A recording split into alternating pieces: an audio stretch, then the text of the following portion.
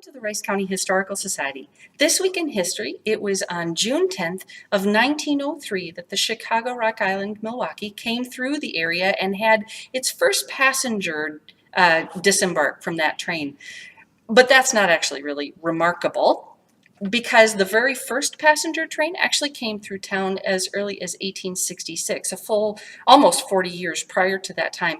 What's remarkable is the work that happened between 1901 and 1903 to make that train delivery happen. I'm standing next to a map that was created of Faribault in 1889, and as you can see, of this town, you can see the Straight River comes up and is quite curvy, and then this is the Cannon River over here.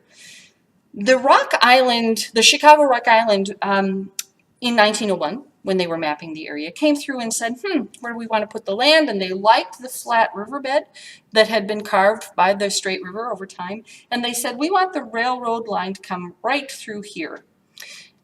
Except that when they ran the numbers, they realized the number of trestle bridges that would have to go over this river were extremely expensive. 1901, prior to modern machinery, so no motorized vehicles, yet still the sense of industry and we can do anything, they looked and they said, I think it's cheaper for us to straighten the river. Amazingly, they did. From roughly block number 70, or Front Street, which is now Division Street, all the way up through 8th Street, they straightened the river. We have a modern map, well, modern 1930s map, and you can compare the difference.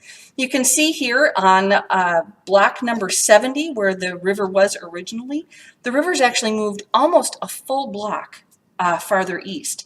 And so block 70, block 54 on through up, they've straightened that out.